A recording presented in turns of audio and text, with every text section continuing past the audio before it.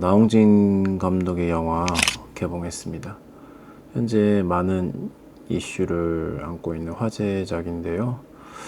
영화 곡성 이후 약 10년 만에 신작을 들고 나온 나홍진 감독입니다.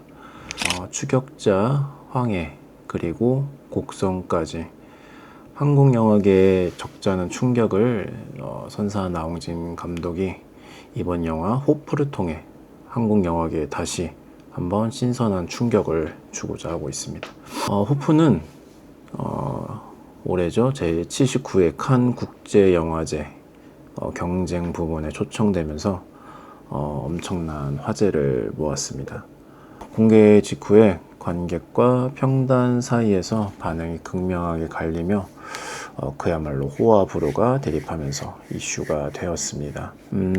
국내에서도 호프는 나홍진 감독의 신작이라는 점과 한국 영화에서 SF 장르의 가능성에 대해 의구심을 함께 불러일으킨 작품입니다.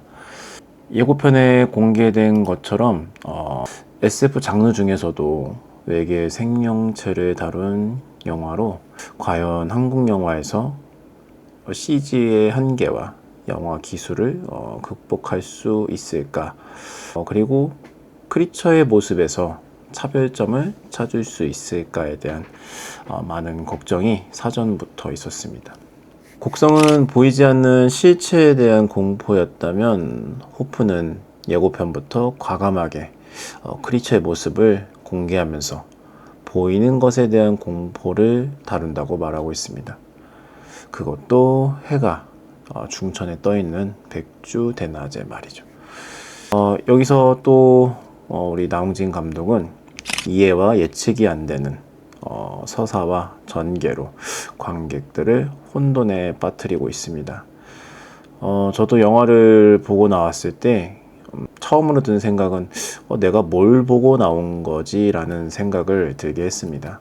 감정적인 여운보다 신선한 당혹감 그리고 충격으로 인한 반응인 것 같습니다. 아무래도 신선한 당혹감이라는 표현이 가장 적절할 듯 싶습니다. 그리고 개인적으로 저는 호프가 한국 영화의 새로운 비전이 될 것이라고 생각하는데 이번 영상에서는 그 이유와 제가 갖고 있는, 제가 느꼈던 호프에 대한 견해를 한번 밝혀보겠습니다. 본론으로 들어가 보겠습니다. 영화의 전체적인 느낌을 한번 이야기하고자 하는데요.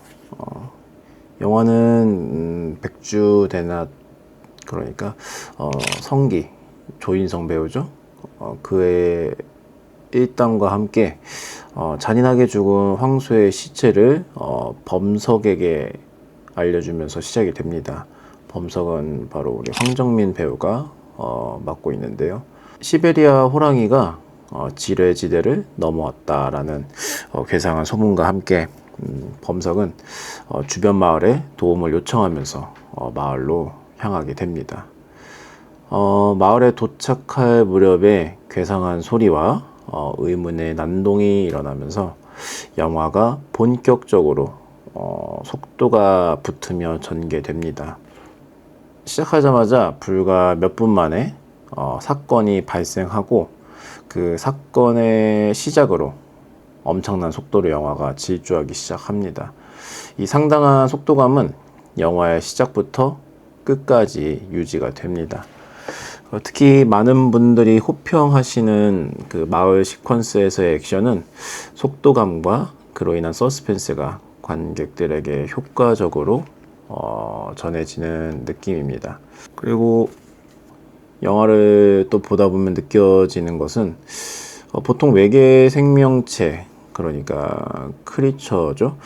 크리처를 다루는 영화는 일반적으로 어두운 밤을 배경으로 조성을 하게 됩니다. 대표적으로 에일리언 시리즈가 있는데요. 시각적으로 제한을 두어서 긴장감을 끌어올리려는 의도도 있지만 컴퓨터 그래픽, CG의 약점을 가리려는 이유도 있습니다. 하지만 호프는 반대 연출로 정면 승부를 선택합니다. 백주대낮에 외계인을 등장시키면서 피비린내 나는 그런 소동을 비춰줍니다. 낮을 배경으로 그 외계 생명체를 노출시킨다는 건 나홍진 감독의 엄청난 자신감이 드러나는 부분이라고 생각을 합니다. 실제로 칸 영화제에서 상영했을 당시 CG의 어색함이 지적되기도 했지만, 저는 실제로 영화를 보고 난 후에 물론 어색한 부분이 있습니다만 영화의 재미와 그 몰입에 크게 방해를 주지는 않았습니다. 그 크리처의 모습이 클로즈업이 되거나 아니면 슬로우 모션으로 잡혔을 때 그런 어색함들이 물론 존재하는데요. 나머지 추격신이나 그런 부분에서는 방해가 되진 않았던 것 같습니다. 오히려 나홍진 감독의 당당함이 저에게는 더 긍정적으로 다가왔던 것 같습니다. 또 영화는 이렇게 전개되다 보면 느껴지는 것이, 화면에서 70-80% 이상이 피로 흥건한 부분을 우리가 볼 수 있습니다. 화면 밖으로 피비린내가 나는 듯한 그런 미장센을 영화 호프는 지니고 있는데, 개인적으로 그 미장센으로 인해서 섬뜩하고 긴장 넘치는 경험을 했습니다. 관객을 작정하고 불편하게 만들려고 하나라는 생각이 들 정도의 찝찝함 속에서 인물들과 크리처는 서로 이렇게 교차하면서 질주를 합니다. 특히 이제 한정되고 제약된 마을의 도로에서 펼쳐지는 카체이스와 총격전은 이쯤에서 끝날 것 같은데 라는 생각이 들 때쯤 한 번 더 폭주하고 예측이 불가한 장르적인 재미를 더해주고 있습니다. 예를 들어 마을에서 외계인 밤이 기르죠. 우리가 관객들이 뭐 진격의 거인이다 라고도 표현을 하는데, 외계인 바미기르와 범석 그리고 성애와의 카체이스 추격신은 추격의 서스펜스와 액션의 쾌감을 동시에 잡은 시퀀스 장면으로 보여집니다. 이게 이때쯤이면 끝날 것 같은데 외계인이 죽거나 뭐 누가 다칠 것 같은데 라는 생각이 들 때쯤 한 번 더 좌우로 바뀌고 전환되고 하는 그런 모습들이 보여집니다. 그리고 그 뒤에 이어지는 숲속과 후반부 그 도로의 시퀀스에서도 예측 불가한 액션의 쾌감은 이어집니다. 어느 정도 이제 서사가 풀어지면서 관객들이 영화의 내용을 유추할 수 있는 그런 지점에서 다시 한번 호프는 질주하기 시작합니다. 특히 마을 시퀀스가 끝나면 어느 정도의 그런 쉼표를 영화가 갖게 되고, 그 뒤에 바로 숲속 시퀀스가 이어지면서 서사의 뿌리가 드러나기 시작을 합니다. 거기서 특히 이제 성기 일행들과 우리 마이클 패스벤더가 연기하는 마베이오, 또 조르, 아이도보르 외계 생명체와의 액션이 쾌감이 굉장합니다. 개인적으로 마을 시퀀스의 액션과는 또 다른 맛이 있었다라고 표현을 하고 싶은데, 특히 이제 마이클 패스벤더가 연기하는 외계인 마베이오가 변신을 하죠.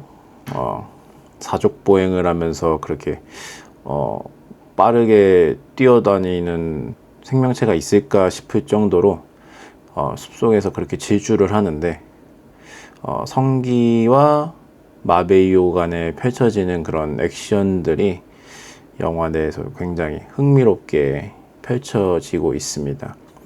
마베이오의 그 신체적인 우월함을 통한 압도적인 액션이 숲속 그리고 후반부 시퀀스의 핵심이라고 볼 수 있겠네요.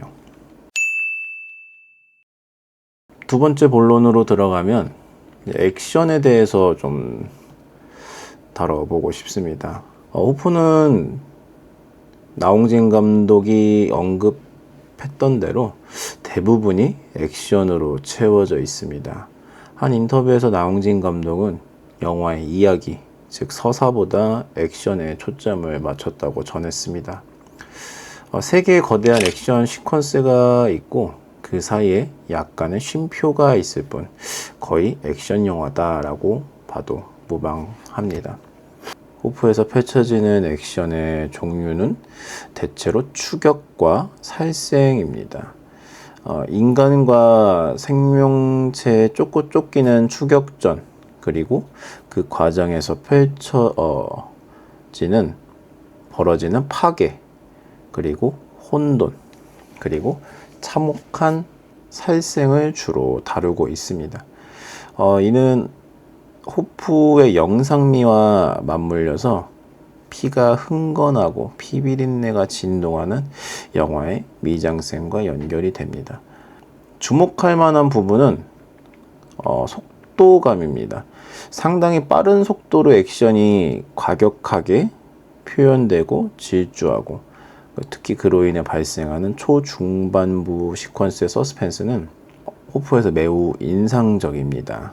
또한 호프는 수평적인 액션이 주요 형태입니다. 카체이스, 그리고 말을 타며 쫓기는 액션의 형태가 조금씩 변주를 가져가면서 서스펜스를 조성하고 있습니다. 액션씬들은 영화에서 긴장감이 가장 크게 폭발하는 부분이고 영화의 카타르시스가 가장 큰 부분이기도 합니다. 이는 대부분이 액션으로 채워진 호프에서 영화가 지루하지 않게 느껴진다는 그 이유가 되기도 하겠습니다. 우리가 보통 액션 영화를 찍을 때 두 가지를 좀 감안하는 것 같습니다. 왜냐하면 시종일관 액션만으로 이루어진 영화가 된다면 사람들은 액션에 대한 피로도가 분명히 발생하게 되는데, 그래서 많은 감독들이 영화에 코미디적인 요소를 좀 더하던가 스릴러적인 요소를 더하던가 하는 경우들이 있습니다. 근데 이것을 두 가지를 다 더하기에는 좀 부담이 있죠, 아무래도. 하지만 이번 나홍진 감독은 개인적인 유머도 어느 정도 더하고 액션과 함께 스릴러적인 그 서스펜스를 함께 만들면서 지루하지 않은 그리고 재밌는 영화를 만들어냈다라는 것이 제 개인적인 생각입니다. 본론 세 번째로 들어가 보겠습니다. 영화의 주제의식과 관련된 부분인데, 범석, 그리고 성기, 성애가 가장 중심 인물이죠. 이 세 명의 인물을 비롯해서 호프에 등장하는 모든 인물들은 외계 생명체가 호프항을 습격한 이유를 알지 못합니다. 관객들이 느끼는 당혹감을 그들도 느끼는 것이라고 할 수 있겠는데요. 이 사람들은 모르면 당황하게 되죠. 호프에 등장하는 인물들도 똑같습니다. 계속된 모르는 상황, 자기가 이해할 수 없는 상황 속, 쉽게 말하면 무지라고 얘기할 수 있겠는데요. 계속된 무지 속에 할 수 있는 말은 욕설만 뱉으면서 당혹스러워합니다. 이야기가 흘러갈수록 사건의 실마리를 알아가는 것이 아니라 등장인물들의 무지는 계속 이어집니다. 영화를 보게 되면 초반에 마을의 상황을 먼저 보여주는데 누가 먼저 공격했는지가 정확하게 나오지 않습니다. 하지만 나중에 이제 나홍진 감독의 인터뷰에서 알게 됐듯이 외계 생명체는 인간을 먼저 공격하지 않는다고 합니다. 숲속에서 내려온 바미기르를 보고 위협을 느낀 인간들의 선제 공격으로 인한 폭주로 보여집니다. 여기서 호프의 액션은 실질적으로 인간의 선제 위협에 외계인들이 반격하는 형태의 액션이지만 표면적으로는 외계 생명체가 인간을 위협하는 것처럼 그리고 있습니다. 인간들은 그들의 외형만 보고 두려워하면서 저항하고 살기 위해 사투를 펼치고 있습니다. 하지만 호프는 역설적이게도 외계 생명체들이 인간들에게 저항하며 생존하기 위한 이야기라고 저는 생각하고 있습니다. 결국 외계인들의 외형만 보고 판단했던 인간의 무지가 그들의 죽음을 초래하게 되고 살아남기 위한 사투로 이어지는 결과를 낳게 됩니다. 게다가 호프는 외계 생명체를 지성체로 그리고 있고요. 사람과 닮은 모습으로 표현하고 있습니다.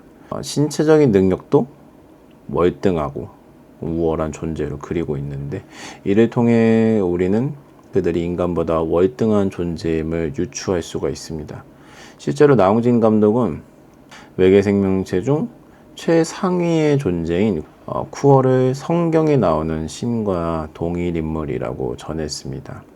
후손 칼리를 잃어서 그들의 행위가 인간들에게 위협으로 느껴졌고 그들을 맞이한 인간들은 그저 당혹스러워하고 저항하는 반응을 보일 수밖에 없었습니다.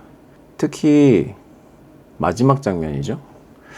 범석과 성애 그리고 그 나머지 두 인물이 도망가는 그런 장면이 나오게 되는데 그 마지막 장면이 우월함 앞에서 무기력한 인간의 쓸쓸한 퇴장이었다라는 생각을 하게 되었네요. 이렇게 호프는 인간의 무지와 나약함을 비추는 거울이다라고 저는 말을 하고 싶습니다. 그래서 호프는 장르에 적절히 혼재된 액션과 서스펜스 그리고 나홍진 감독이 펼치고자 하는 그 세계관까지 조화롭게 다루고 있습니다. 굉장히 밀도가 높고 그 안에 담고 있는 메시지와 또한 한국 영화에서 기술적으로 또 한 발짝 더 도약할 수 있는 그런 영화라고 생각을 합니다. 기존의 영화적 문법을 탈피한 새로운 연출은 우리 한국 영화가 지향해야 할 모습이라고 생각을 합니다. 저의 호프에 대한 개인적인 견해는 여기까지고요. 감사합니다.